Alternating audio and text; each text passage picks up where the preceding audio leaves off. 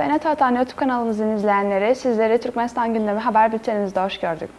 Bültenimizdeki haber başlıkları: Türkmenistan Devlet Başkanı Bağımsız Devletler Topluluğu gayri resmi liderler zirvesine katıldı. Türkiye, Akdeniz, Hazar ve Orta Doğu'nun enerji merkezi olmayı hedefliyor.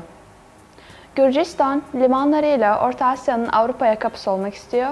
Ve son haberimiz, Türkmenistan takımı uluslararası robot yarışmasında ikinci oldu. İlk haberimiz, Türkmenistan Devlet Başkanı Bağımsız Devletler Topluluğu gayri resmi liderler zirvesine katıldı. Türkmenistan Devlet Başkanı Serdar Berdimuhamedov, Bağımsız Devletler Topluluğu'nun her yılın son ayında ve yılbaşı öncesinde yapılan gayri resmi liderler zirvesine katıldı. Rus Devlet Başkanı Vladimir Putin'in ev sahipliğinde Sankt Petersburg kentinde yapılan zirveye Azerbaycan Devlet Başkanı İlham Aliyev, Ermenistan Başbakanı Nikol Paşinyan, Belarus Devlet Başkanı Aleksandr Lukashenko, Kazakistan Devlet Başkanı Kasım-Jomart Tokayev, Kırgızistan Devlet Başkanı Sadır Japarov, Tacikistan Devlet Başkanı Emomali Rahman, Türkmenistan Devlet Başkanı Serdar Berdimuhamedov ve Özbekistan Devlet Başkanı Şavkat Mirziyoyev katıldı. Rus lider, zirvede yaptığı konuşmasında Bağımsız Devletler Topluluğu'nun 2022'deki çalışmalarını birlikte özetlemeyi, gelecek planları hakkında konuşmayı ve tabii ki bölgesel ve uluslararası gündemde hepimizi ilgilendiren konuları birlikte ele almayı önerdi. 2022 yılının genel olarak başarılı bir şekilde geliştiğini kaydeden Putin, Rusya'nın tüm Bağımsız Devletler Topluluğu ülkeleriyle olan ticaretinde artış olduğunu belirtti. Ocak-Ekim döneminde %6.6 artarak 81.5 milyar dolara yükseldi.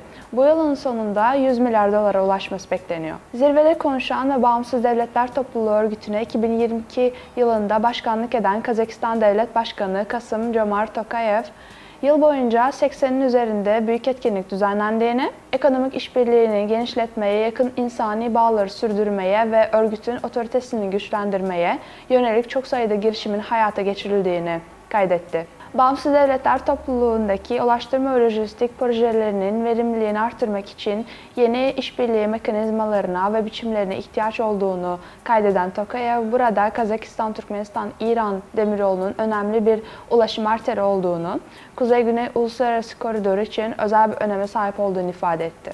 Ayrıca Rusya Federasyonu'nun da bu projenin uygulanmasına özel bir ilgi gösterdiği belirtildi. Türkiye, Akdeniz, Hazar ve Orta Doğu'nun enerji merkezi olmayı planlıyor. Türkiye, Akdeniz Havzası, Hazar Denizi ve Orta Doğu'nun Avrupa'ya enerji arzının merkezi olmayı hedefliyor.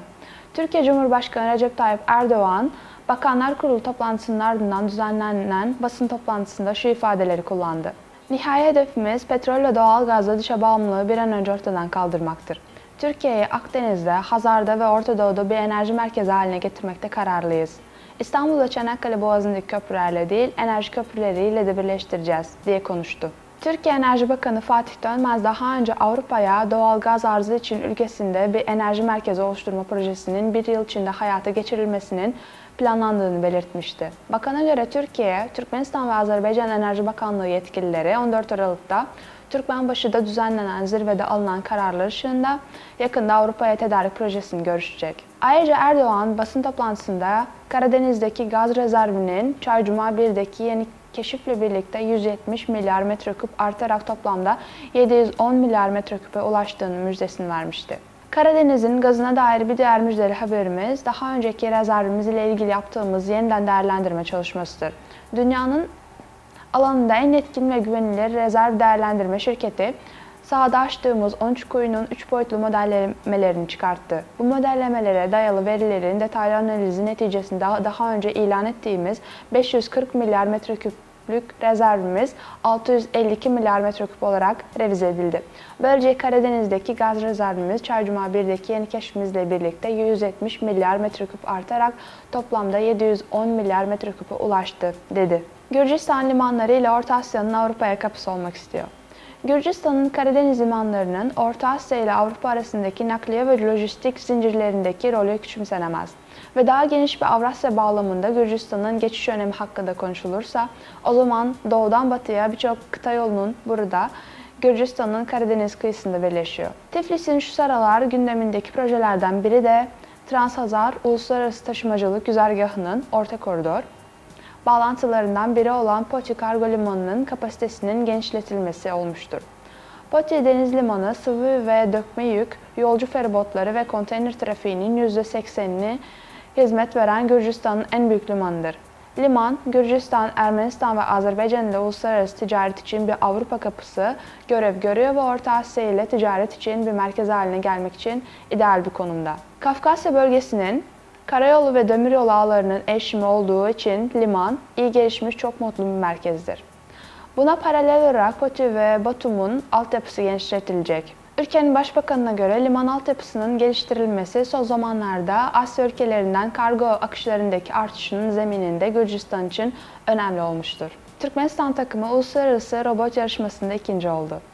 Türkmenistan'dan okul ve üniversite öğrencileri bilgisayar, bilimi ve robotik alanındaki uluslararası yarışmada büyük başarı elde etti. Takım müsabakalarında Türkmenistan takımı gümüş madalya kazandı. Yarışma Bakü'de yapıldı.